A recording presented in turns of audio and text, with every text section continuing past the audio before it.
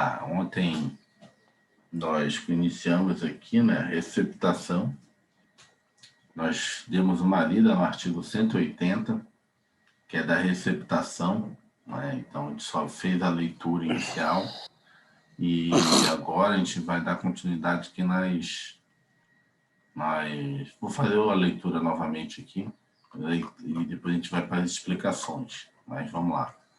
Esse aqui é o artigo 180, que a gente começou, que é a receptação. Desculpa, a receptação é a pessoa que compra objetos, né, que não tem uma procedência. Vamos lá, artigo 180. Adquirir, receber, transportar, conduzir ou ocultar, com proveito próprio ou alheio, a coisa que sabe ser produto de crime, ou influir para que terceiro de boa-fé adquira, receba ou oculte. Pena de reclusão de 1 a 4 anos e multa. Receptação qualificada. Adquirir, receber, transportar, conduzir ou ocultar, ter em depósito, desmontar, montar, remontar, vender, expor à venda ou de qualquer outra forma utilizar em proveito próprio ou alheio no exercício de atividade comercial ou industrial, coisa que deve saber ser produto de crime. Reclusão de 3 a 8 anos. Equipara-se a atividade comercial para efeito do parágrafo anterior qualquer forma de comércio irregular ou clandestino, inclusive o exercício em residência. Parágrafo 3º. Adquirir ou receber coisa que, por sua natureza, ou pela desproporção entre valor e preço, ou pela condição de quem a oferece, presume ser obtida por meio criminoso. Somente uma dúvida, irmão. Ó, aqui qualificou, né? Aqui, ó. Aí só o artigo 1 que seria qualificado ou os demais, o 2, o 3, o 4 também? Não, esse aqui é receptação qualificada, né? O 1. O 1, que é para venda. O 2 equipara a receptação qualificada à venda, até inclusive em casa, a pessoa que não tem uma loja, mas vende a partir de casa. Tem sei lá, como a gente chama, um estojo de relógios para vender na casa dela, né? Tem uma maleta de relógios, que ela, na realidade, todo mundo que vai lá oferece na casa dela. Ainda que não seja um comércio, uma loja, considera-se que ela compra, se os relógios forem de procedência de ato criminoso, furto ou roubo, aí considera qualificado. O terceiro, agora que ele estava começando a ler, e ainda vai qualificar é uma outra qualificadora, entendeu? Essa qualificadora aqui, essa aqui, de 3 a 8. Tá. A terceira a gente vai ver aqui, ó, a qualificação dela. A gente está começando a ler aqui. Eu acho estranho. Por que eu acho estranho? Porque assim, por exemplo, ó, se a 1 e a 2 são a mesma qualificadora, essa pena de reclusão de 3, 8 anos deveria estar, teoricamente, depois do 2. Entendeu o que eu estou falando? Para ter esse entendimento? Entendi. Mas é porque às vezes foi acrescentado depois. Aqui, ó. Tá vendo? Poderia ter... Mas tudo 96 também, né? Poderia ter botado embaixo aqui. Tudo bem. Vamos lá. Aqui. O terceiro é outra qualificadora. Adquirir ou receber coisa que, por sua natureza, ou pela desproporção entre o valor e o preço, ou pela condição de quem a oferece, deve presumir ser obtida por meio criminoso. Detenção de 1 mês a 1 ano, ou multa, ou ambas. Então, aqui a pessoa não tem, assim, certeza de que a pessoa comprou sabendo que era ilícito, mas ela deveria saber pelo valor que foi oferecido, né?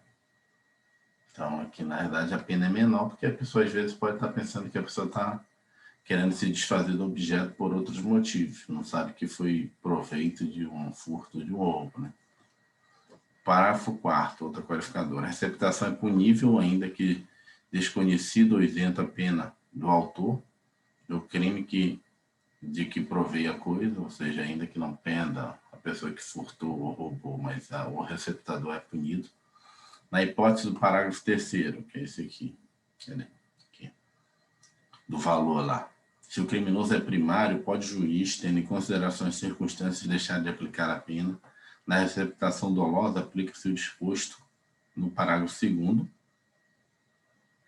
do artigo 155, que é o furto também privilegiado, né? Réu primário, pequeno valor, pode ser dispensada a pena.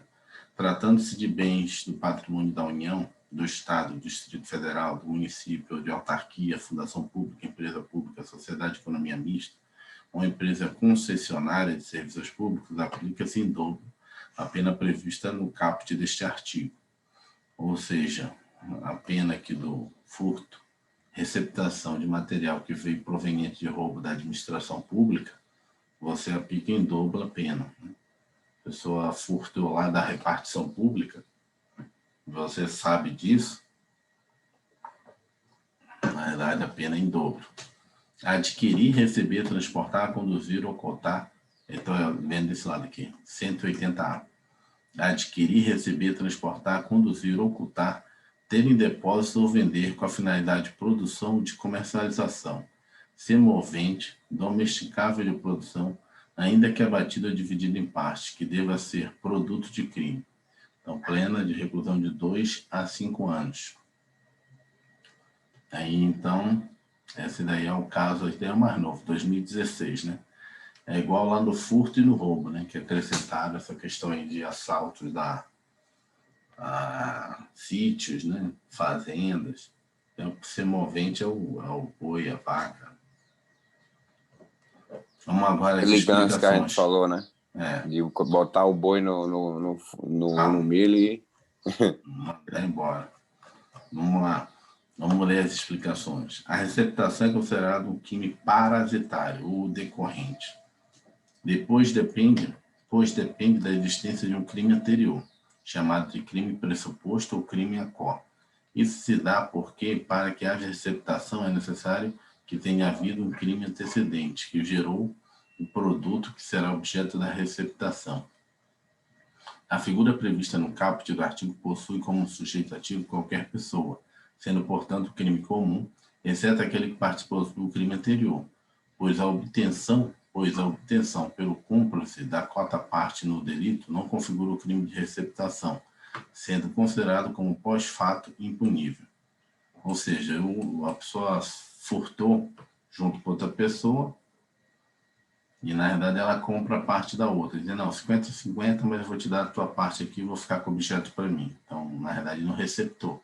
Até porque ele já participou do furto, né? Só comprou a parte que do outro comparsa. O sujeito passivo pode ser o terceiro de boa-fé, que adquire o bem sem saber ser produto do crime, ou a vítima do crime anterior. A conduta, tipo ou objetivo, pode ser dividida em duas partes. Receptação própria, que é a primeira parte do artigo. Aqui o agente sabe que a coisa é produto de crime e adquire, recebe, transporta, conduz ou oculta. Não é necessário o ajuste, conluio, entre o adquirente e o receptador e o vendedor, aquele que praticou o crime anterior. Ou seja, não há necessidade de ter, vamos dizer assim, um acordo prévio, né? Dizer, ó, você vai lá roubar que eu quero esse material. Né? Porque às vezes ocorre isso, né? O receptador ele já tem as necessidades e ele passa para o pessoal que faz furto, né? Ó, preciso de uma pneu de carro, preciso disso, preciso daquilo outro. E as pessoas vão lá atrás. É tipo, vai roubar isso, né? Com outras palavras, né? E tem a receptação que o cara vai aparecendo os produtos, ele vai comprando de acordo com o que ele acha que ele pode revender, que tem interesse para ele, né? Não tem nenhum acordo prévio do que ele quer e do que ele não quer, né?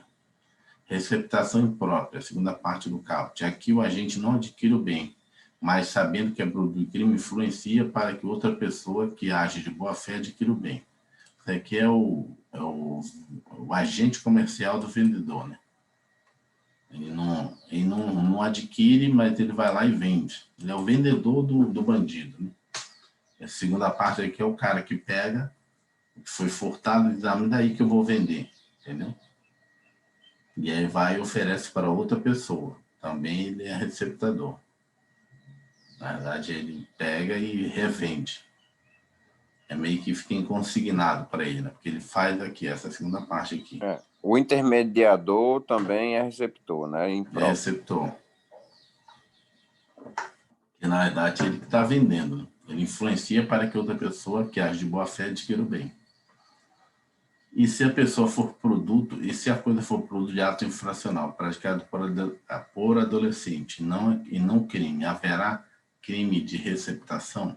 A doutrina majoritária entende que sim, embora seja tema controvertido. Ou seja, se você adquiriu, porque na verdade, sim, ele fala aqui produto de crime. Só que o adolescente, quando rouba, ele não comete crime, ele comete ato infracional. Como na lei o termo é específico, crime, você lembra que a gente estudou, né? Tem crime, né? Você tem contravenção penal, que é outra coisa, entendeu? E tem ato infracional, que é no Estatuto da Criança e do Adolescente, entendeu? Que, na verdade, o que você tem, genericamente, você tem um delito, né? Você tem uma contravenção penal, né? Na verdade, uma infração penal pode ser contravenção ou crime, né? Tem uma infração à lei penal que pode ser... Só que quando essa infração à lei penal é cometida por uma criança ou adolescente, ela não é crime, é um ato infracional. E a lei fala que é crime. E aí está explicando isso. A doutrina majoritária entende que sim, embora seja controvertido. E aí fala aqui. Somente a coisa móvel poderá ser objeto material do delito, posição adotada pelo STF. Ou seja, só coisa móvel. Móvel é objetos, né?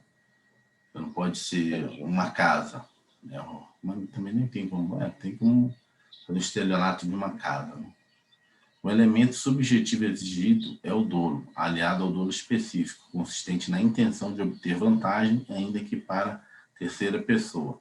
Se não houver intenção de obtenção de vantagem, mas mera intenção de ajudar aquele que praticou o crime anterior, podemos estar diante do crime de favorecimento real. Ou seja, se você não vai obter vantagem nenhuma, nisso você só quer, na realidade, favorecer lá o bandido, então você, na realidade, não está cometendo crime de receptação, favorecimento real. Como assim? Você não é um receptador, né? Na verdade, você só não quer que a pessoa fique com aquilo para não dar problema. Então, você compra dela ou revende para outra pessoa. Você quer assumir com o objeto do crime para que não seja pego com ele. Né? Revende para outra pessoa e não ganha nada em cima, não por ganha exemplo. Nada em Já cima. seria um favorecimento. Só quer despachar aquilo ali. Vamos lá, consumação. A consumação na receptação própria se dá com a efetiva inclusão da coisa na esfera da posse do agente, crime material. Isso aqui é a primeira, né? Quando o cara já sabe que é crime. Já a receptação imprópria é crime formal. A receptação imprópria é aquela que você oferece para outra pessoa, entendeu? Você é o agente comercial, você é o vendedor do bandido. Vai lá e oferece para outra pessoa. Está oferecendo um produto de roubo. Eu pego fazendo esse oferecimento, estou vendendo aqui um celular mais barato, estou vendendo um celular mais barato, bota no Facebook, WhatsApp, você já está cometendo crime. Porque na verdade, não, mas eu não comprei, na verdade o celular é do fulano de tal, ele me passou para eu revender.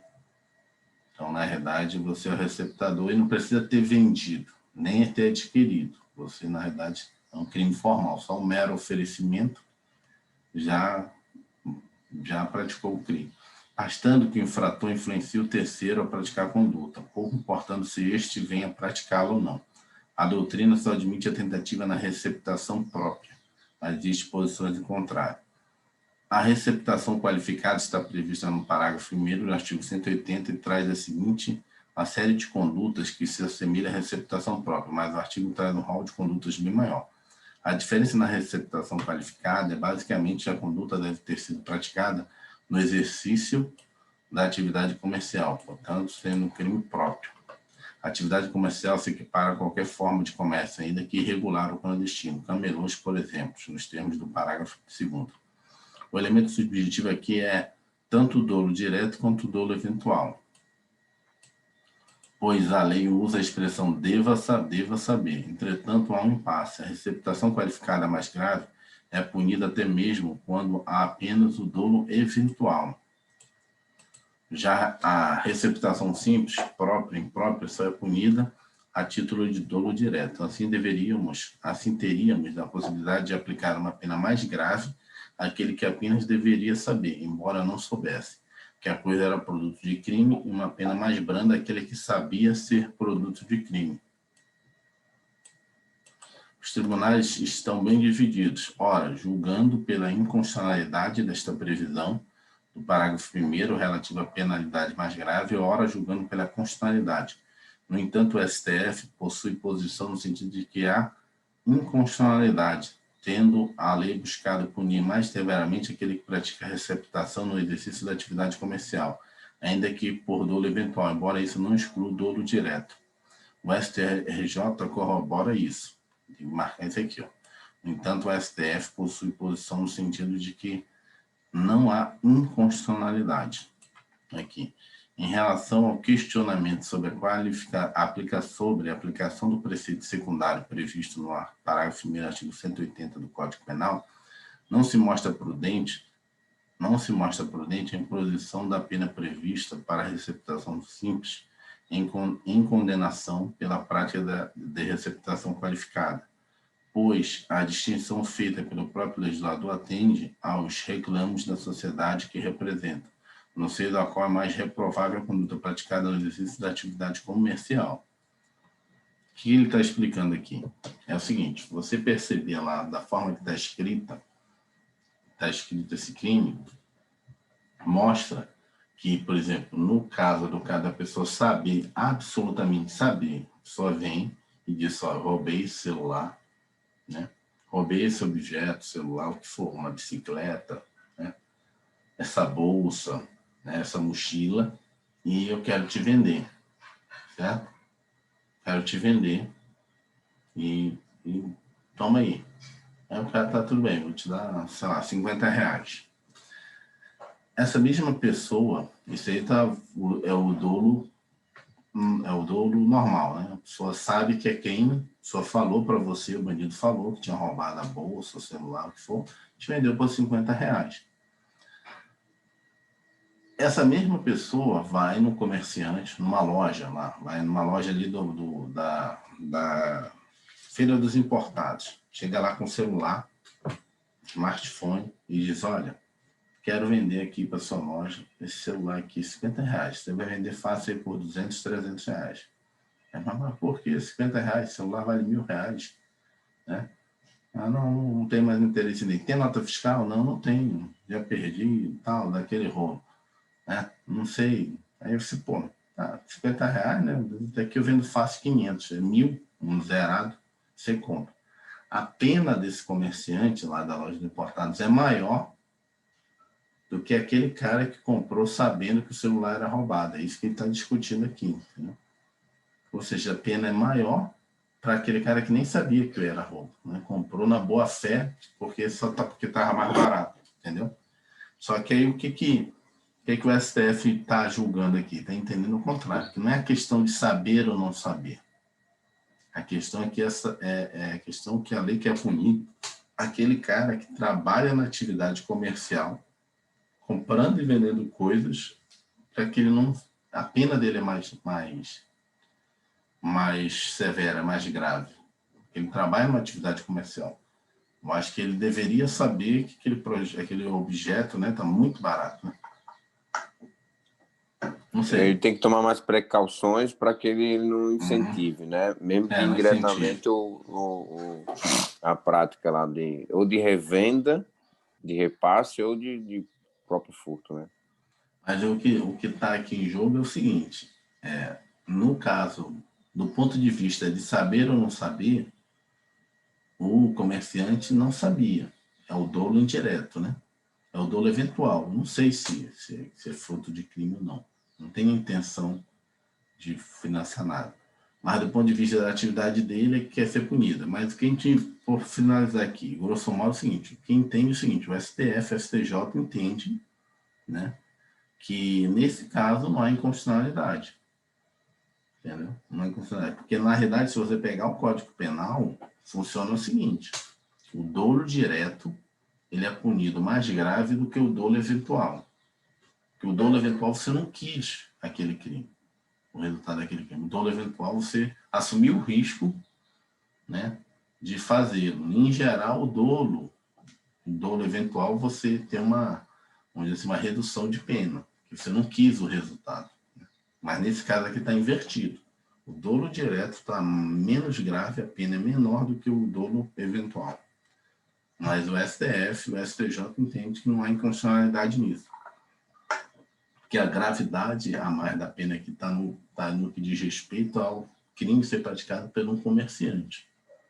Não do comerciante saber ou não saber. Não.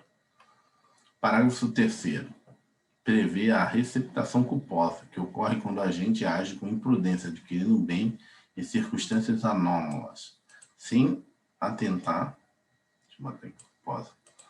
Circunstâncias anômalas.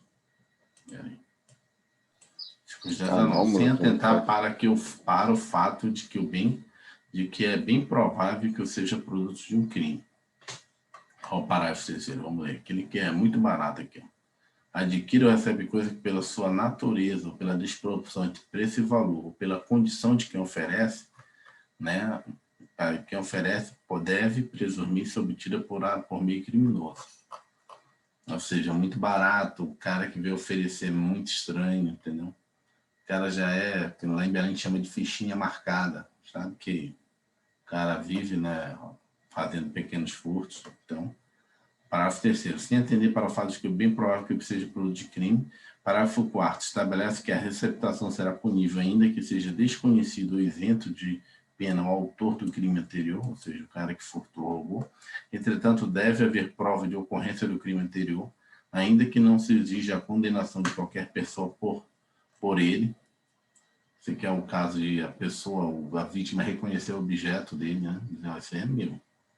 Importante destacar, porém, se tiver havido absolvição do crime anterior, em razão do reconhecimento da inexistência do crime, da inexistência de circunstâncias que excluem o crime, ou pelo fato de não constituir infração penal, a receptação não será punível. Exemplo, vamos ver um exemplo desse caso. José está sendo acusado pelo crime de receptação de um aparelho celular que teria sido furtado por Paulo, pertencente a Maria. A princípio, José poderá ser condenado pelo crime de receptação, mesmo que Paulo não seja condenado pelo crime de furto. Todavia, Paulo foi absolvido definitivamente pelo crime de furto, tendo ficado comprovado que não houve furto, pois Paulo havia adquirido o celular ilicitamente por meio de uma compra e venda celebrada com Maria. Neste caso, José deve ser absolvido pelo crime de receptação, pois não houve crime antecedente, logo também não há receptação. Ou seja, se não houver o crime anterior, por isso volta àquela questão do Estatuto da Criança e Adolescente, que é ato infracional. Será que o receptador está cometendo crime? Porque a lei é clara, você adquirir um objeto produto de crime. Se o objeto não é produto de crime, como é que você vai punir? Pois é, mas é muito estranho, porque quando vai para o Estatuto da Criança e do Adolescente, o mesmo ato, ele muda o nome, né? Como, por exemplo, só muda o nome no ato da... Só muda o nome, mas o ato e o resultado é o mesmo, né? Esse aqui é diferente, eu sei, sim, entendi. Aí, como eles não cometem crime, né, por ele ser menor, aí acaba... Qual é a sua opinião? Desculpa a pergunta. Assim, eu acho que do ponto de vista assim, formal, eu acho que eventualmente teria que ver o caso concreto no que diz respeito, né, aquelas formas ali qualificadas, né, tipo dá para saber, né, que era produto de crime, essas coisas todas, ok, então já era, perdeu, ainda que seja um menor que tenha feito o crime, né, tenha cometido o crime. Agora, se não dava para saber, eu acho que, como já veio de ato fracional, fazer uma ponderação aí, entendeu? Para não incentivar também o menor, porque ele sabe que não está cometendo crime, a que ele cometa o crime, entendeu? É fazer uma ponderação. Botar um meio termo aí, dizer, não, dava para saber que o menor, né, foi lá e furtou, para não incentivar, então já era, você perdeu. Deixa eu fazer só uma pergunta aqui, que a menor idade penal a menor idade penal é uma cláusula pétrea? Ele tem mas assim, no direito constitucional, tem uma discussão se é ou não. Desculpa. Se é ou não. Entendi. Tem juristas que entendem que sim. Tem juristas que entendem que não. do ponto de vista, vamos dizer assim, do ponto de vista de alguns juristas, eles acham que é uma cláusula pétrea, que é uma, né, é uma garantia, vamos dizer assim, da liberdade pessoal, individual, né, da punição. Então, não tem como retroagir esse direito, né? Mas tem outros que acham que não. Acho que é uma questão de direito penal que pode retroagir, porque não é uma proteção, né? Se você teria que não sei se você sabe, mesmo no caso das cláusulas, tem as cláusulas pétreas aí explícitas, não tem jeito, voto direto, secreto, universal, né? Questão federativa do Estado, não tem jeito. Tem outros que tem essas nuances aí, né? E não fica claro se é ou não cláusula pétrea. Mas aí tem que levar para o outro ramo do direito constitucional que faz aquelas ponderações do direito constitucional. Entendi. Tipo assim, não existe nenhum direito absoluto, né? Verdade. Não existe nenhum absoluto. E aí, depender da evolução da sociedade, pode ocorrer de desconsiderar, porque não é explícito, é uma cláusula pétrea implícita, pode ser que implicitamente depois o pessoal venha a considerar que pode, por emenda constitucional, mudar, né, o artigo lá da Constituição, acho que é 220, agora não me lembro, 228, sei lá. É um artigo 200 e pouco lá que diz que, né, um menor de 18 anos é inimputável. Então, toda essa falácia de dizer que reduzir a minoridade penal, aquela coisa toda, né, que teve Não dá em nada. que foi eleito, que vai reduzir, do ponto de vista jurídico, isso não está ainda definido. Não tá. Se você for político que se elegeu deputado, vereador e tal, dizendo que vai fazer isso, você vai propor sem nenhuma consideração do ponto de vista de que pode ser levado em consideração por causa dessa discussão doutrinária ainda, né? Mas provavelmente uma cláusula pétrea nesse sentido, uma cláusula pétrea não, uma emenda constitucional nesse sentido ia parar no STF, né? E o STF ia ter que dizer, ó, se a sociedade aceita que isso não é mais uma cláusula pétrea, do ponto de vista jurídico, ou se não. Provavelmente haveria uma pressão no STF hoje, pelo que eu acompanho, haveria uma pressão no STF para desconsiderar isso como uma cláusula pétrea, né? O atual ambiente hoje nosso no Brasil. Só mais uma dúvida.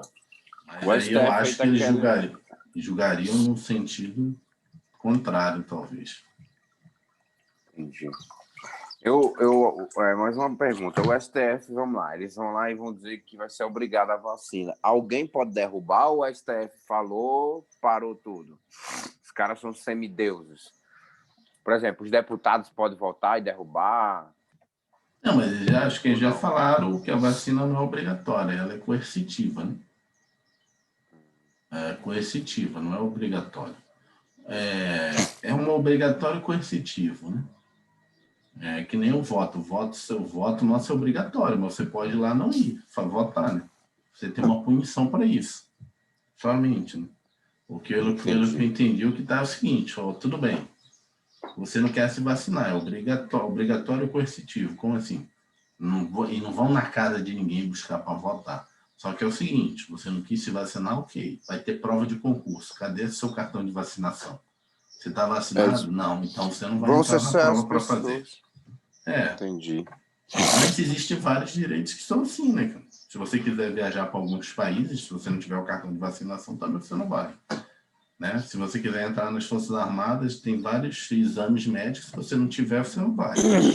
Então, tem várias situações assim. Então, não é o obrigatório da forma como a imprensa está colocando, algumas pessoas estão colocando, como se fosse que nem a revolta da vacina. A pessoa fosse bater na sua porta, te pegar a força e te obrigar a ser vacinado. Não, você vai ficar na sua casa. Agora tem certos direitos que você não vai poder exercer. Porque aí, de novo, confronto entre direitos. A gente está sendo um pouco do foco, mas vou tentar finalizar esse minuto. Confronto entre os direitos, né? Confronto entre... Não existe nenhum direito absoluto. Então, mesmo vacinado, a pessoa tem uma eficácia da vacina. Ou seja, a eficácia da vacina ela varia aí, dependendo da vacina, de 70% a 90%. Não tem nenhuma vacina que a eficácia é 100%. Peguei, tomei a vacina e estou 100% seguro. Não. De cada 10, um ou dois ou três pessoas não vão ter a imunidade adquirida que a vacina almeja que você tenha, né? A criação de anticorpos. E aí, vamos propor aí, por exemplo, você está num curso de formação, 100 pessoas do concurso público. E aí o cara vai dizer, não, eu quero fazer o curso de formação, mas não vou me vacinar. Ou seja, você vai estar botando de cada 10 alunos do curso de formação, em risco 3 por causa de um. Ou seja, por causa de 100, quer dizer, por causa de 100, em tese, 100 vão estar prejudicados, vão estar sendo prejudicados. E tem que ver qual é o interesse público, o interesse individual ou o interesse da coletividade. Então, você vai ter que julgar isso. Provavelmente o cara quer entrar com uma ação. Não, quero fazer o curso da PRF. Não quero me vacinar e vou entrar no curso. A justiça não vai dar direito de causa para ele. Ele vai dizer, olha, é um direito individual seu não se vacinar. Mas não é um direito seu, né, de colocar em risco as outras pessoas. Mas não estão vacinadas? Sim. Mas a vacina não dá 100%. De cada 3 ali, de cada 10, 3 ali pode pegar a doença caso você venha pegar porque você não tem a vacina. E aí, quem é que está certo, quem é que está errado? E aí tem que ponderar isso. Do ponto de vista da coletividade, o direito individual não pode se sobrepor sobre o interesse coletivo, né? Enfim, quando chegar a vacina lá por janeiro, fevereiro, a gente vai saber as questões que vão surgir. Vão começar a surgir. Eu lembrei da construção... Opa! Lembrei da construção de uma ponte que foi feita lá quando o irmão falou aí dos direitos. Calma aí. Quando o irmão falou dos direitos, no sentido de qual é o que vai prevalecer, o seu direito individual ou o direito da administração, né? O direito coletivo, né? Que vai estar protegendo os demais. Foi construída uma ponte e muitas pessoas não queriam vender, né, para o Estado lá no Rio Grande do Norte. Aí a vontade que valeu foi a da administração pública, né? Porque a ponte iria beneficiar milhares de pessoas. E foi o que aconteceu, né? A ponte beneficiou. Até hoje foi uma benção aquela ponte lá. Desocupou muito o trânsito, entendeu? Vai ter que ser julgado isso. Provavelmente as pessoas que não quiserem se vacinar vão entrar nessa situação. Querer entrar na justiça e dizer, não, eu quero fazer a prova, eu quero fazer isso, aquilo, outro, mas não tenho o cartão de vacinação e nem vou me vacinar. Vai entrar na justiça pelo ambiente que a gente tem hoje, pelo entendimento jurisprudencial, provavelmente vai perder. Ou se vai se vacinar, não vai avançar. Somente nos concursos assim que tem curso de formação, tipo escola militar, da Marinha, do Exército Aeronáutico, o cara vai ter que se apresentar com cartão de vacinação. Porque o curso lá é internato, você vai conviver com as pessoas em alojamento, né? E aí como é que você vai na justiça e dizer? Tem muita gente que tenta, assim, com várias outras situações assim também na justiça e não consegue ganhar. Na área militar, porque eu sou adventista, não posso fazer nada no sábado. Bem que eu acho que hoje prova eles já conseguem, né? Eles ficam lá no ambiente de prova, espera passar o horário, né? Por exemplo, no Enem tem prova de sábado. Aí quem é adventista entra na justiça, ele vai lá, entra no horário, só que não faz a prova. Ele fica até das 6 horas da tarde e inicia o horário dele. Tá? Só que ele fica mais tempo lá. É um direito individual dele, a religião dele, mas não vai prejudicar os outros que vai ter que mudar o horário da prova do sábado, não ter prova no sábado, né? Mas aí tem uma meia flexibilidade aí. O que eles fazem? O cara entra no horário da prova, tipo 2 horas da tarde, e ele fica até 6 horas da tarde, que é o horário que acaba o sábado para ele, 6 horas da tarde, sem fazer a prova.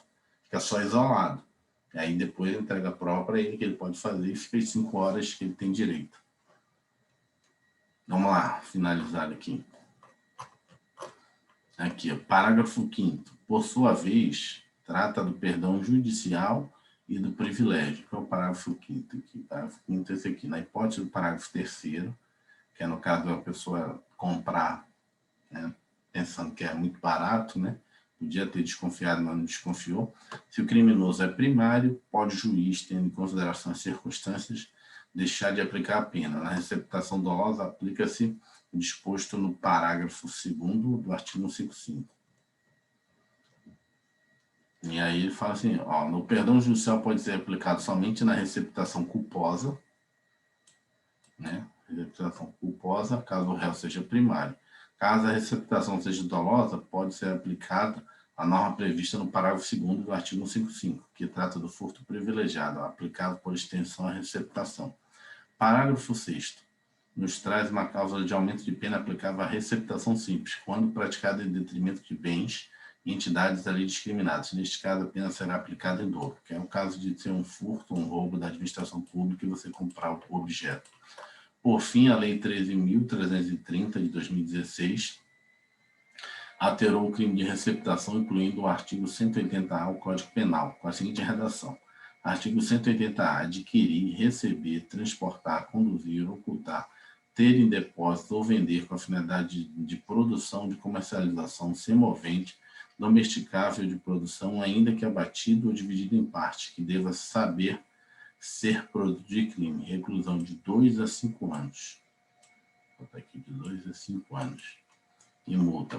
Primeiramente, é importante destacar que o tipo penal traz 7 condutas típicas: adquirir, receber, transportar, conduzir, ocultar, ter em depósito e vender. Trata-se, portanto, de um tipo misto alternativo. Ou seja, a prática de qualquer das condutas já configura o delito, em sua forma consumada. Todavia, a prática de mais de uma conduta no mesmo contexto criminoso configura crime único. Ou seja, não precisa cometer todos ao mesmo tempo.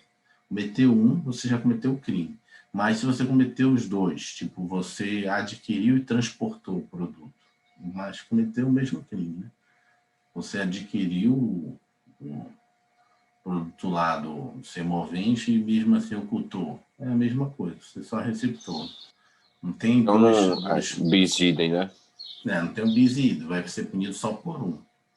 Entendi. Ao mesmo tempo, você não precisa também fazer todos para ser punido, né? Ah, mas eu só, na realidade, transportei, né? Não adquiri, não comprei, não interessa, você também participou da receptação. Não. Vamos lá.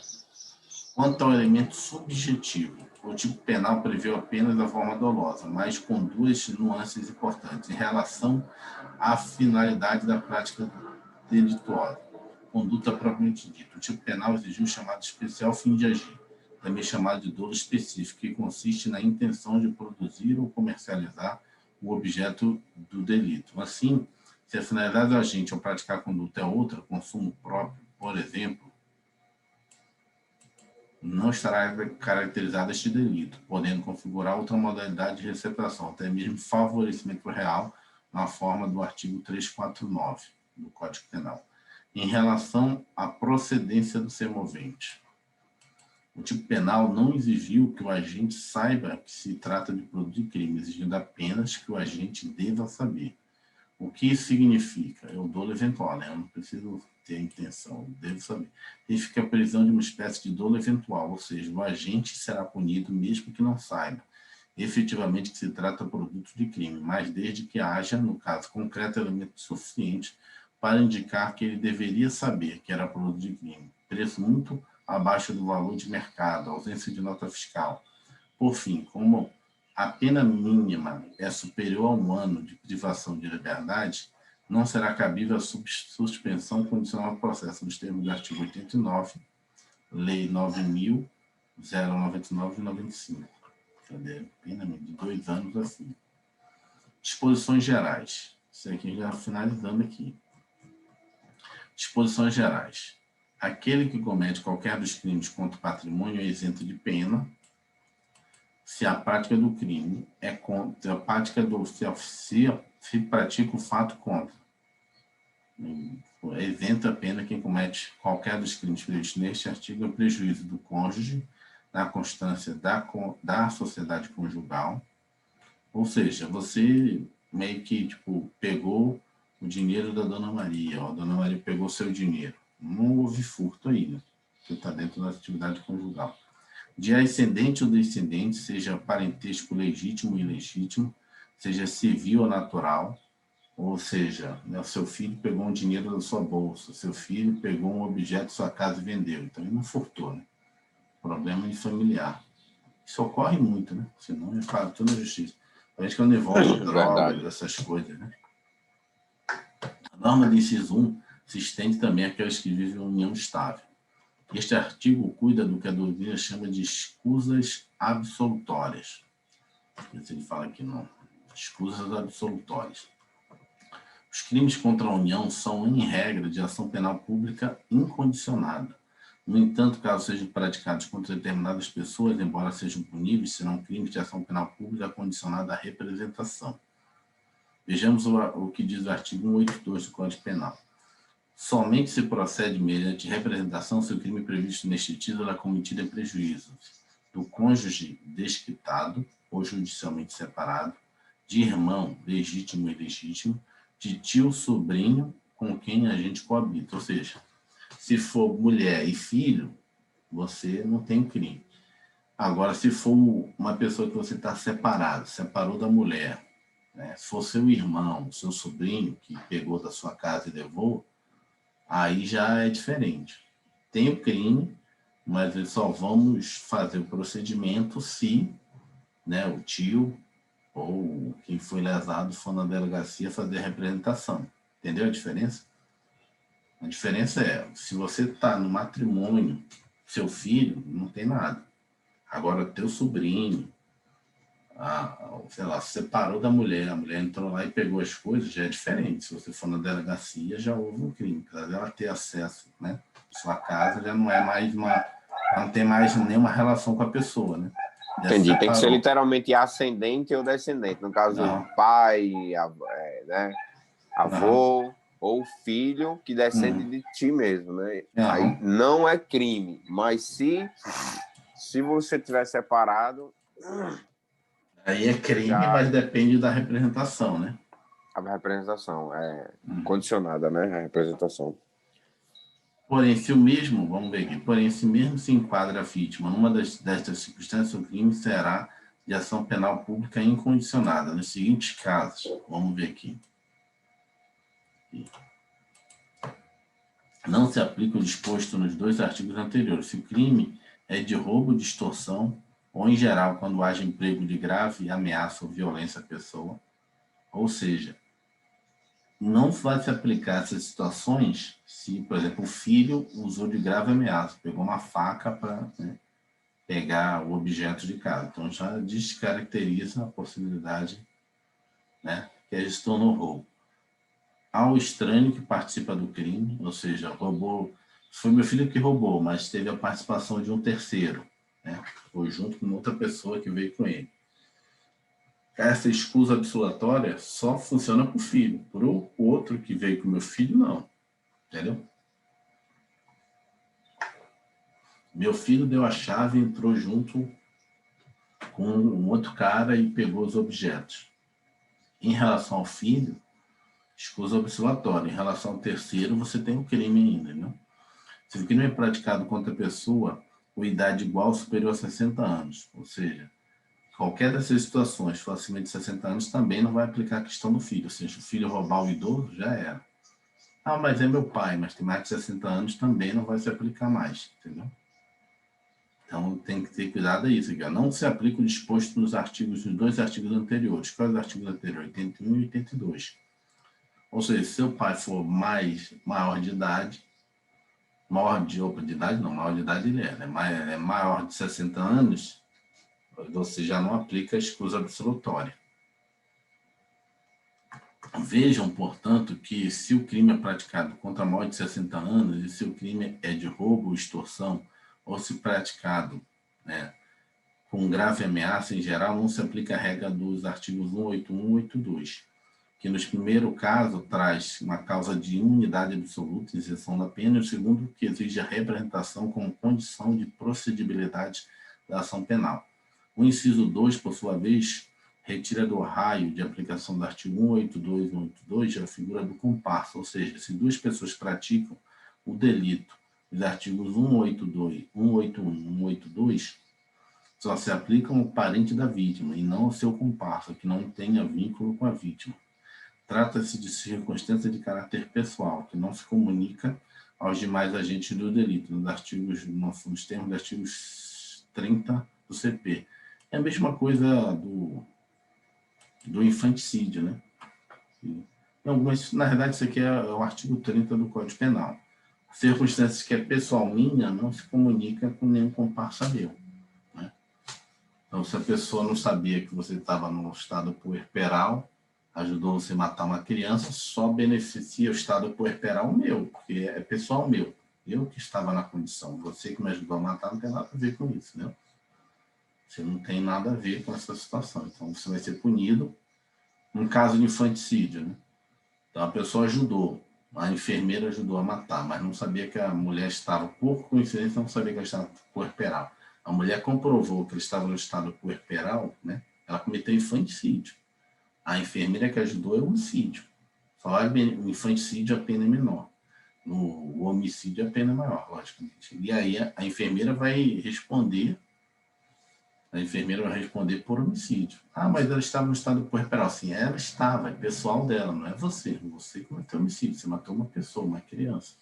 É a mesma coisa aqui, ó, é o que no artigo 30 fala o seguinte, do Código Penal. Trata-se de circunstâncias de caráter pessoal. Circunstâncias de caráter pessoal não se comunica aos demais agentes do delito. Ou seja, não passa para os outros agentes. Resumidamente, vamos lá, ação penal. Regra, ação penal é pública e incondicionada. Então, a regra geral, né, de tudo isso que a gente está vendo aqui, dos crimes contra o patrimônio, a regra geral é pública e incondicionada. Exceção, ação penal pública condicionada se for praticado contra cônjuge, né, desquitado ou judicialmente separado, irmão, legítimo e ilegítimo, tio, sobrinho com quem só se coabita. Esta exceção só se aplica ao comparsa que não tem parentesco com a vítima, bem como essa exceção não se aplica ao comparsa que não tem parentesco com a vítima, bem como não se aplica se o crime é praticado mediante violência ou grave ameaça à pessoa ou se a vítima é pessoa idosa. Escusa absolutória. Deixa eu botar aqui, ação penal. Escusa seria o quê, irmão? Exclusão não, seria exclusão. Tá. Você não pode punir a pessoa. Uma escusa absolutória. Regra, isenta da pena quem pratica o crime patrimonial contra cônjuge na constância da sociedade conjugal, né, ascendente ou descendente, seja parentesco legítimo ou ilegítimo, seja civil ou natural. Observação, esta regra não se aplica ao comparsa, que não tem parentesco com a vítima, bem como não se aplica se o crime é praticado mediante violência ou grave ameaça à pessoa ou se a vítima é pessoa idosa. Dos crimes patrimoniais e crimes odiosos. Para finalizar, essa aqui a gente vai finalizar a parte teórica aqui da apostila, vamos entrar para o exercício. Nono, crimes patrimoniais e crimes hediondos. Alguns crimes contra o patrimônio são considerados crimes hediondos. Deixa eu marcar aqui. Na forma do artigo 1º da Lei 8.072 de 90. São eles: roubo, circunstância, pela restrição de liberdade da vítima. Então, é hediondo quando você cai no 157, parágrafo 2º, inciso 2. Quando você tem a restrição de liberdade, né? Você restringe liberdade. Circunstância pelo emprego de arma de fogo. Artigo 157, parágrafo 2º, A, inciso 1. Ou pelo emprego de arma de fogo de uso proibido. Artigo 157, parágrafo B. Ou seja, ele é hediondo quando é um roubo com restrição de liberdade ou um roubo com arma de fogo, que se torna hediondo. Qualificado pelo resultado de lesão corporal grave ou morte, também se torna hediondo, né? Então, vamos lá. Extorsão qualificada pela restrição de liberdade, ocorrência de lesão corporal ou morte. Extorsão mediante sequestro, forma simples e forma qualificada. Ou seja, extorsão mediante sequestro de crime hediondo. Sendo hediondo, tem todas aquelas características, né? Qual é? Né? Não ter fiança. Você não tem a possibilidade de você ter o perdão judicial, você não tem a possibilidade de ter a graça, né? Todo ano o presidente agora soltou perdoou um bocado de pessoas, né? Que aí você bota um decreto e diz, tais pessoas não podem, esse tipo de crime hediondo não entra nesse decreto, é proibido entrar. Então, agora, dispositivos legais importantes. A gente não vai ler, né? Depois a gente pode voltar aqui conforme for aparecendo as questões. E aqui a gente vai para os súmulas pertinentes. Essa aqui, essa parte aqui, que a gente foi lendo ao longo do texto e depois ele só listou aqui, os artigos que a gente leu. Então, na verdade, essa apostila aqui a gente começou... Qual foi o artigo? Acho que não 5.5. Foi um 5.5. Começando dos crimes de patrimônio, começa com furto, né? No 5.5, começou com furto e fomos até 183 do Código Penal. Deixa eu ver aqui, foi 183, fomos até 183 aqui, ó. 155 até 183, que é dos crimes contra o patrimônio. Agora vamos ver as súmulas pertinentes daqui. Súmula do STF, súmula 610, trata da consumação no delito de latrocínio.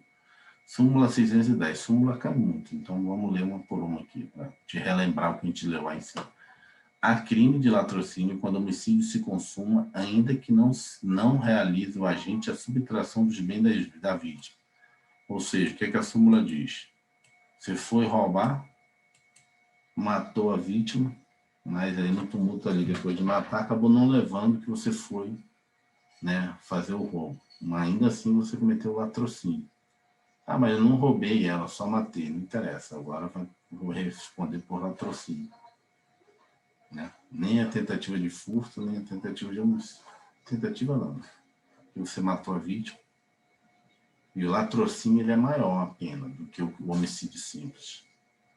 Então, por isso que o cara pode querer, por algum motivo ele se der a súmula, tem que dizer o seguinte: a súmula ela vem para pacificar alguma divergência que existe, né, na área jurisprudencial. Então, o tribunal decide assim, o tribunal decide assim, não sei o quê.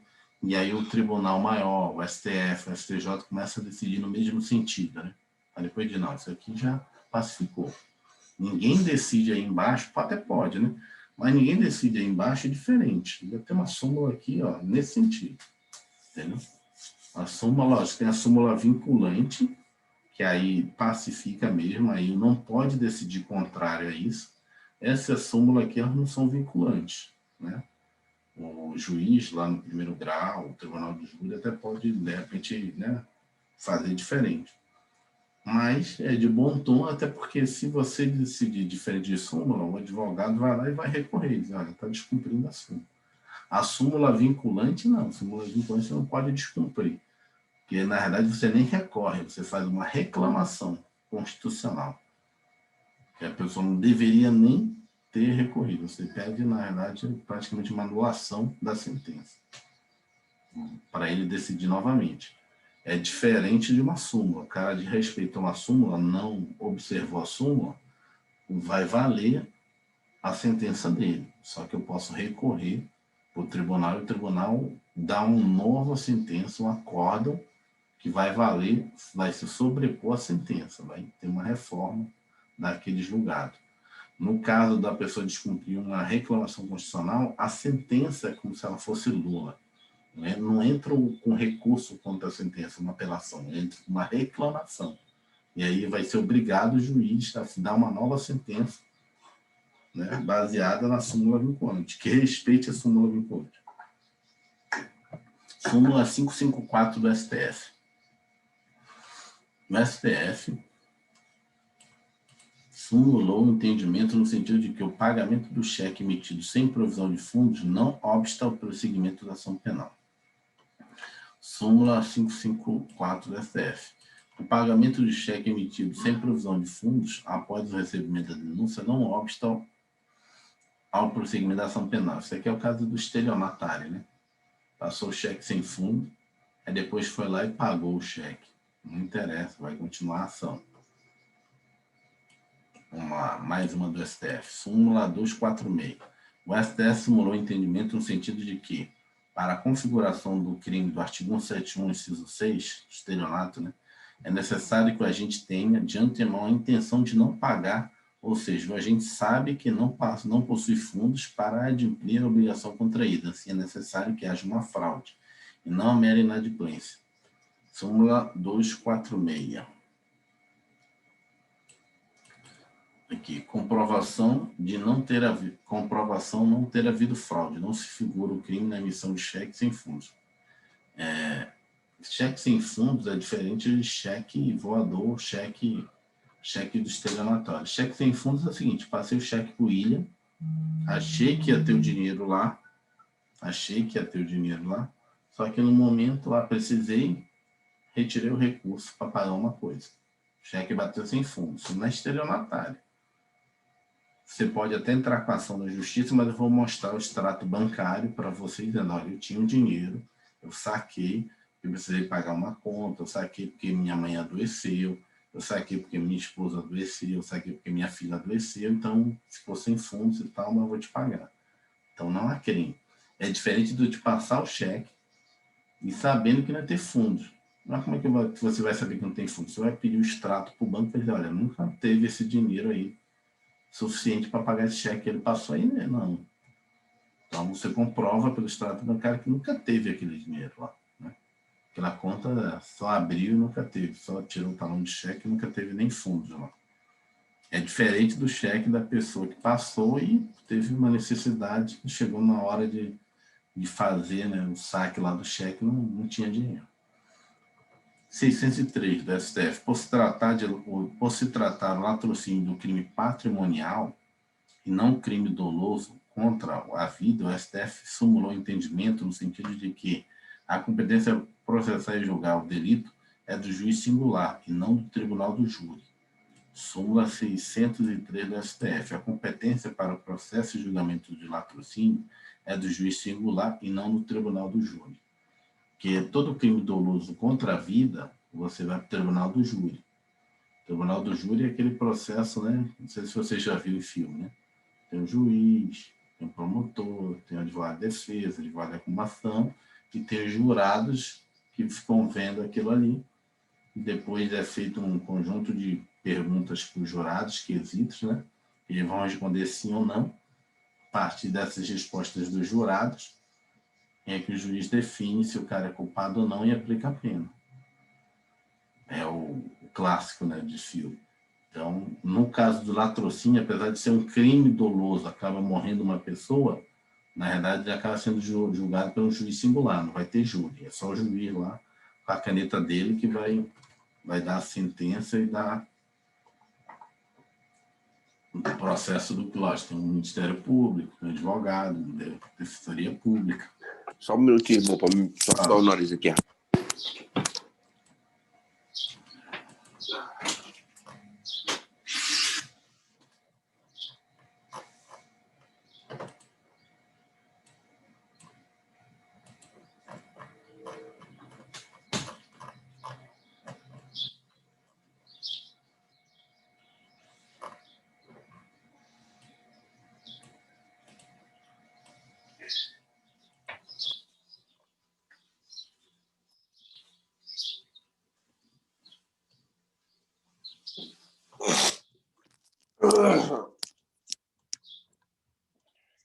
Mais súmula do STJ agora. Súmula 582 do STJ. O STJ simulou o entendimento no sentido de que a consumação do roubo ocorre com a mera inversão da posse sobre o bem, mediante emprego de violência ou grave ameaça, sendo desnecessária a posse mansa, pacífica ou desviada da vítima. Em aquele caso lá, consuma-se o crime do roubo com a inversão da posse do bem mediante emprego de violência ou grave ameaça, ainda que por breve tempo. Em seguida, a perseguição imediata do agente e recuperação da coisa roubada, sendo prescindível a posse mansa, pacífica ou desviada.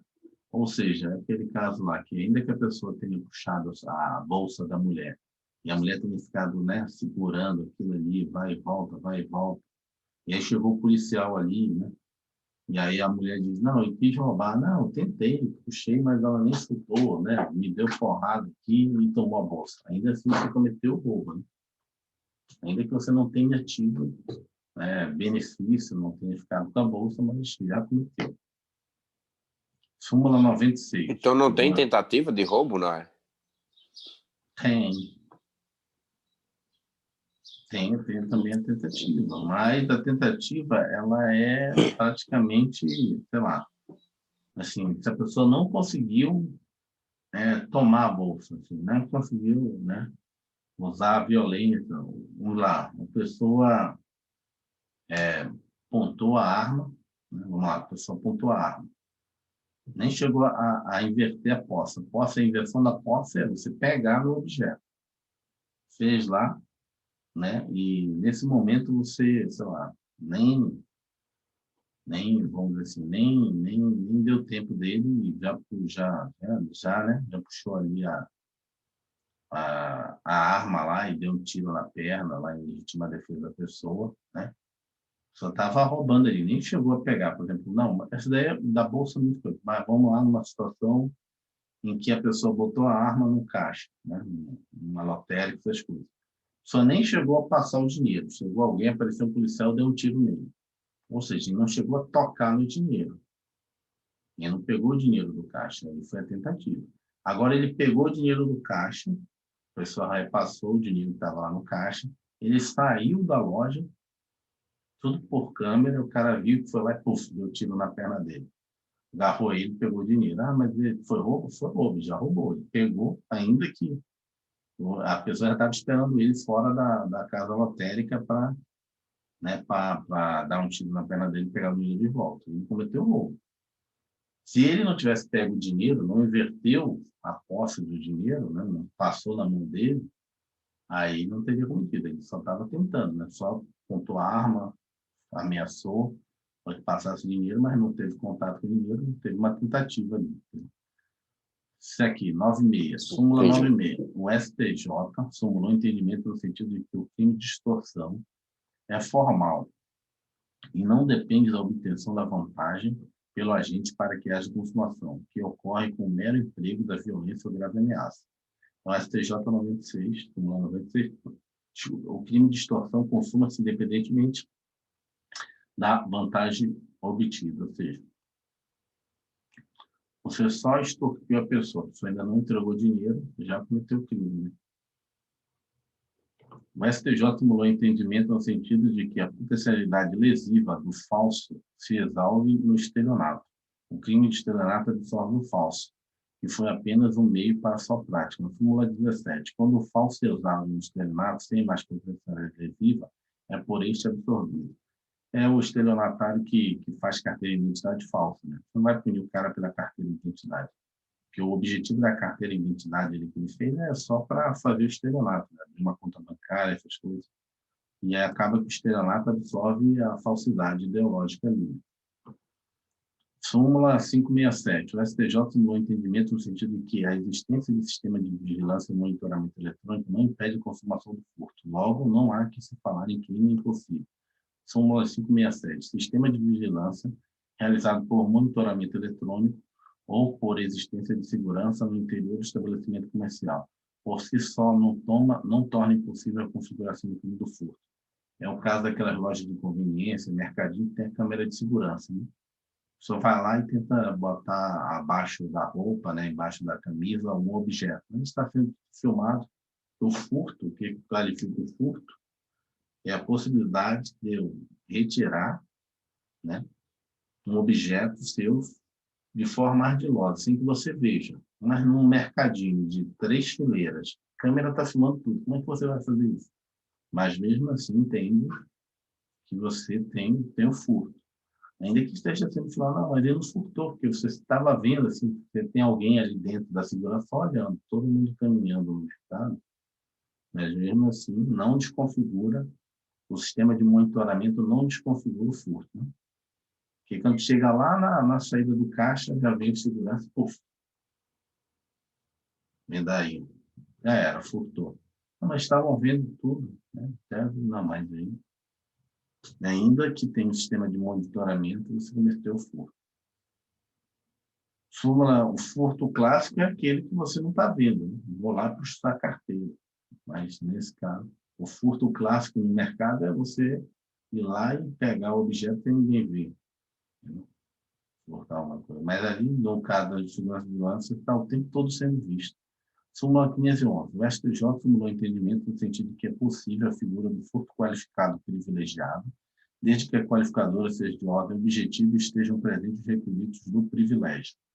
Ou seja, é possível o reconhecimento do privilégio previsto no parágrafo 2º do artigo 105º do PNL nos casos de crime de furto qualificado se estiverem presentes a primariedade do agente, o pequeno valor da coisa é qualificador de ordem objetiva. Isso aqui é o seguinte, porque lá no furto você tem várias qualificadoras e vários privilégios. Ele fala que manter o privilégio, ou seja, a redução da pena, mesmo que seja um furto qualificado, desde que esse furto qualificado seja de ordem objetiva, ou seja, seja um furto à noite, é objetivo à noite. Né? Então, mesmo sendo assim, você pode ter uma redução da pena, porque aumenta por um lado, mas diminui por outro. Se é réu primário, é um pequeno valor. Então, uma compensação aí. Durante muito tempo se discutiu a respeito da possibilidade de aplicação do furto ao furto da majorante prevista para o roubo, no que tange ao concurso de pessoas. Isso porque o concurso de pessoas no roubo apenas é causa de aumento de pena. Já no furto, é causa de qualifica o delito mais grave. Portanto, assim, boa parte da doutrina entendia que, ao invés de aplicar a qualificadora, o juiz deveria apenas aumentar a pena, valendo-se por analogia da causa de aumento da pena de roubo. O STJ entendeu ser inadmissível a tese, tendo simulado a questão. Súmula 442 do STJ. É inadmissível aplicar no furto qualificado pelo concurso de agente a majorante do roubo, ou seja, é um furto qualificado. Porque quando tem mais de 2 pessoas no furto, ele é qualificado. Quando tem mais de 2 pessoas no roubo, ela é um majorante, você aumenta a pena. E aí o pessoal usava no furto o aumento da pena do roubo. Então, na verdade, eles falam, não, na verdade, quando o furto utiliza mais de 2 pessoas, você, na verdade, é um furto qualificado, a pena é maior. Não é um aumento na pena, você está cometendo um outro crime de furto. Entendeu? Súmula 48 do STJ. O STJ... Entendi. Tipo fazendo uma ganguezinha, né, para praticar crime, mas qual o nome? A partir de 3 é associação, né? Criminosa. Criminosa. Vamos lá. De certa forma, seria uma associação criminosa para praticar força, né? O STJ simulou entendimento no sentido de que a competência territorial para o processo de julgamento do crime de estelionato, mediante falsificação de cheque, é do juízo do lugar em que ocorreu a obtenção da vantagem ilícita.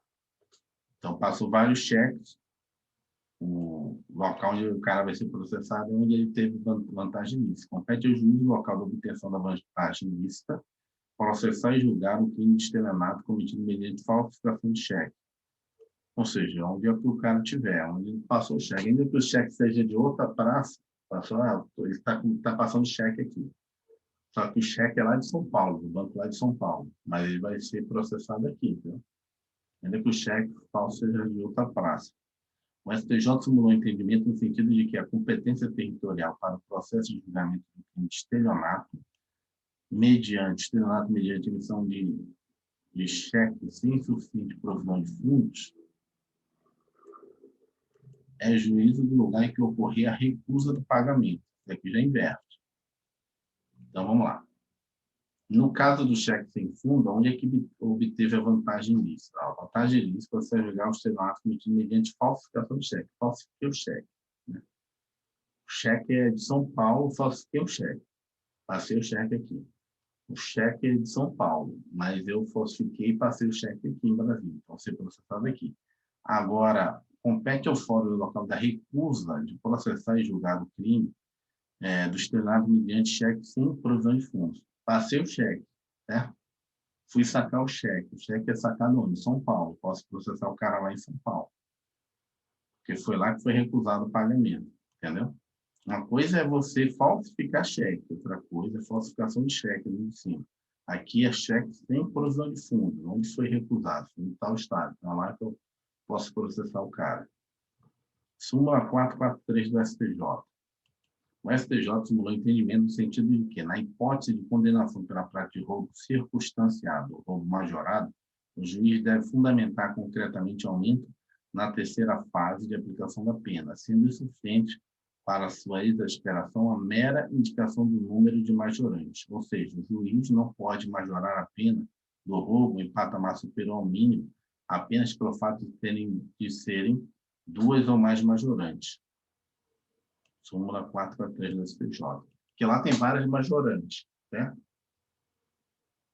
Você não pode simplesmente, tem duas majorantes, você tem que explicar qual foi a majorante da pessoa. Então, olha, ele fez isso à noite, ele fez isso. Ele fala assim, ou seja, o juiz não pode majorar a pena do roubo em patamares superior ao mínimo apenas pelo fato de serem duas ou mais majorantes. O juiz deve fundamentar concretamente o aumento na terceira fase de aplicação da pena, entendeu? Ah, fez isso, fez aquilo. Não, tem que colocar, né? Tem que explicar porque está aumentando a pena. Qual daquelas situações que se aplicou, né? São várias situações.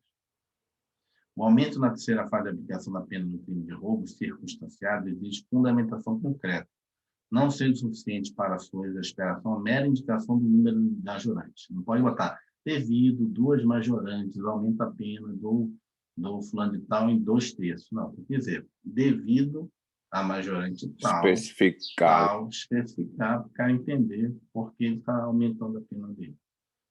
Porque foi uma pessoa acima de 60 anos, por causa disso, entendeu? E aumenta em 1/3 a pena dele.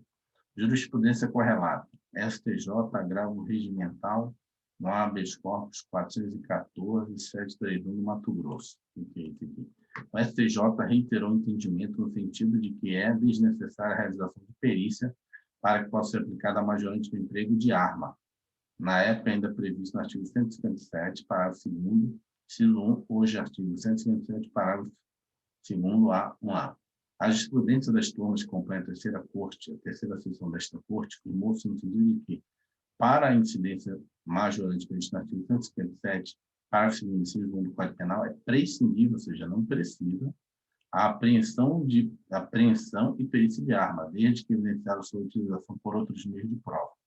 Ou seja, ela pode ir lá e assaltou.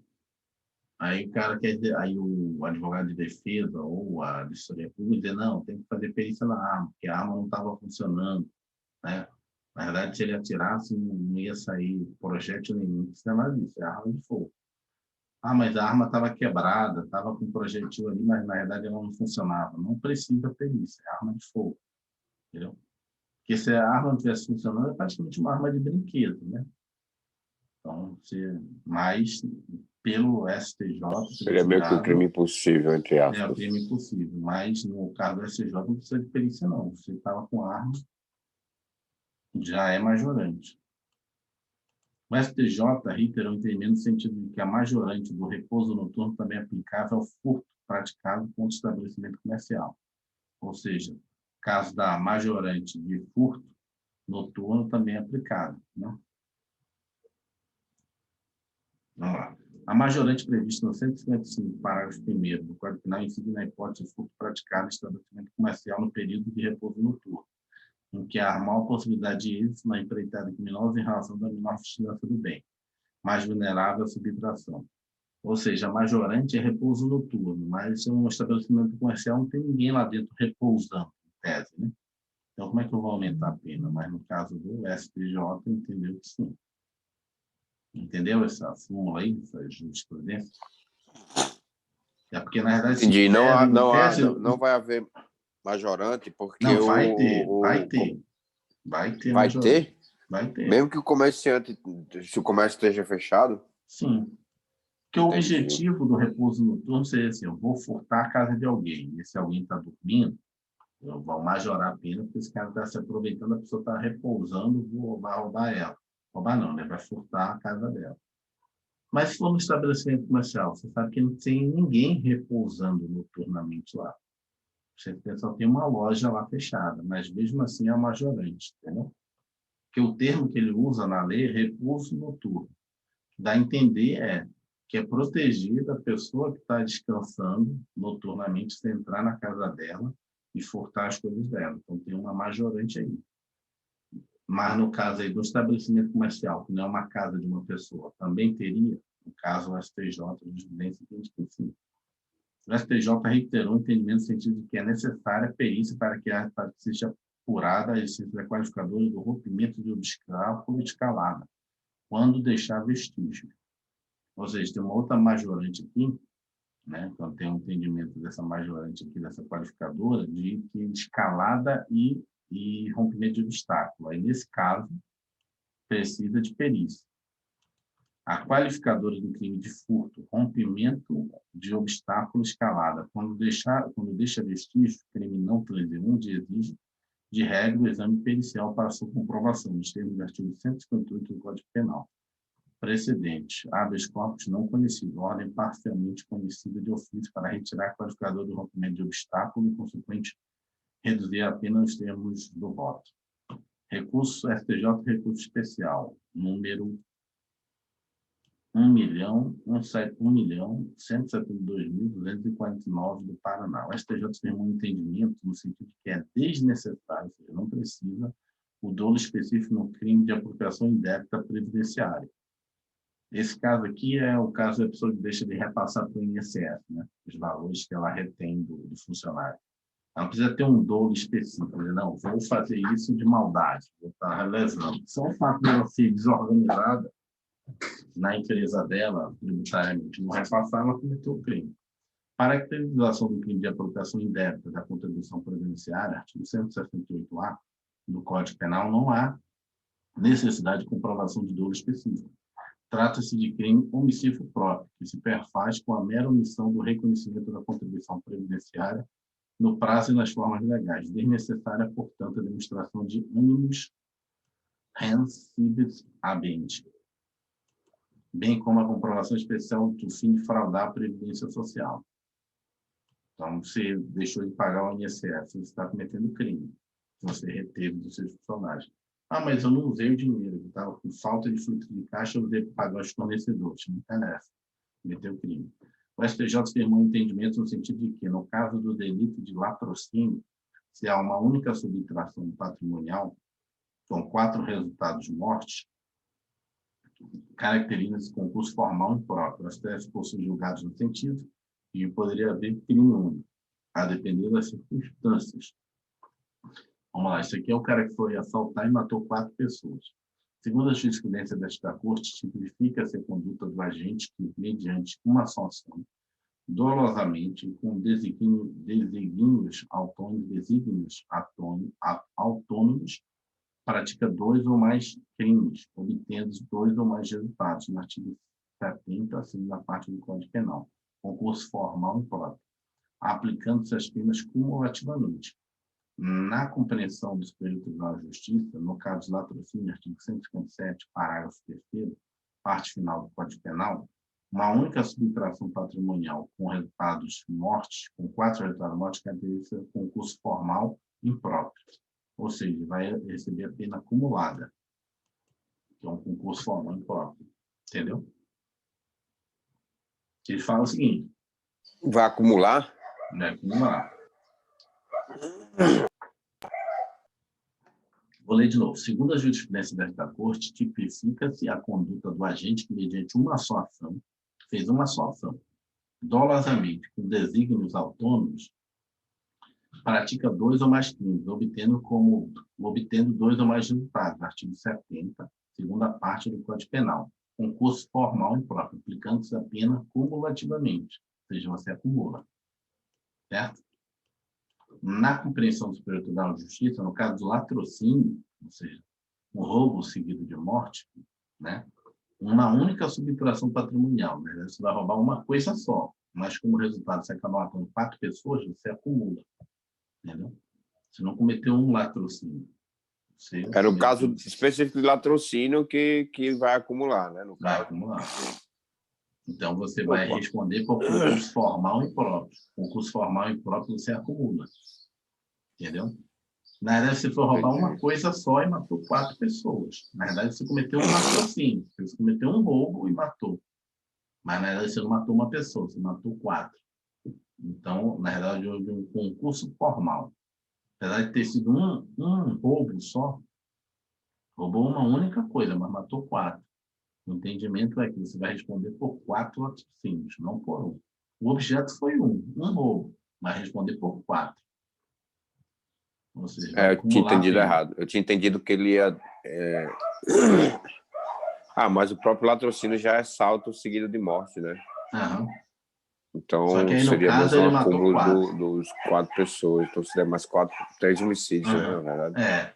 Mas aí, qual é a grande, vamos dizer assim, maluquice? Não é maluquice, né? Do ponto de vista da sociedade, é bom isso. Mas, assim, o pensamento contrário é o seguinte: não, mas ele só roubou uma coisa. Acabou que a consequência foi mais. Então, ele deveria pagar pelo excesso de cada um a mais. Pagar inteiro de um roubo e uma morte, e dos outros três, responder pelo excesso, certo? Pelo excesso. Mas não, o STJ disse que ele vai responder cumulativamente, né? Vai responder 4 vezes diferentes. É acumular. Porque você, quando tem um concurso, você pode penalizar a pessoa pela exasperação, ou seja, quando teve o concurso, o que excedeu? Isso aqui, então vai punir por isso aqui, mais esse excesso aqui, no nível. No caso, quando há essa responder cumulativamente, aí vai responder 4 vezes, não? Cumulativamente, é diferente. Entendeu? Tem várias formas de punir. Eu falei que já ia trazer isso para você, até agora eu não fiz o resumo. Vou fazer isso. Entendi. É um Tranquilo. concurso de crimes e concurso de agente. STJ, recurso especial 141-43003. Não, 141-4303. O STJ tem um entendimento no sentido de que há latrocínio tentado quando há dolo de roubar e dolo de matar, ainda que o resultado morte não ocorra por circunstâncias alheias à vontade do agente. Nesta corte, prevalece o entendimento de que o crime de latrocínio tentado está caracterizado quando, independente da natureza das lesões sofridas pelas vítimas, há dolo de roubar e dolo de matar. O resultado agravador somente não ocorre por circunstâncias alheias à vontade do agente. Então, é o caso do latrocínio tentado. STJ, agravo regimental no habeas corpus 520-815 do Mato Grosso. O STJ consolidou o entendimento no sentido de que, em havendo lesão a patrimônios distintos, ainda como uma única conduta, haverá mais de um delito de roubo, em concurso formal de crimes. Nós temos, nos termos da jurisprudência deste da LICE, ainda que as vítimas façam parte da mesma família, não há que se falar em crime único quando, no mesmo contexto fático, são créditos pertences a patrimônios distintos, incidindo, neste caso, a regra do concurso formal, prevista no artigo 70 do Código Penal. Ou seja, o concurso formal se vai responder pelos dois. É o caso da pessoa que foi assaltar, acabou assaltando 2 pessoas da mesma família. No caso, ele não assaltou um assalto só, não fez um roubo só, ele fez 2 roubos. O patrimônio de um, apesar de estar na mesma casa, é um, o patrimônio de outro é outro. Peguei 2 celulares, entendeu? Na verdade, você vai responder pelos dois. Não, 2 roubos, né? Contra a pessoa tal e contra a pessoa tal. Amanhã a gente começa os exercícios aqui. Deixa eu ver quantos exercícios vamos ter aqui. Peraí, amanhã a gente já começa os exercícios. 33. Bastante exercício. 40. O conteúdo foi grande também, né? 4, 64, 68. 74, rapaz. Aqui, ó, 80 exercícios para a gente responder. Vamos tentar responder pelo menos uns 30 ou 40 logo por dia. Para que o stop já dá 2 dias de exercício diário.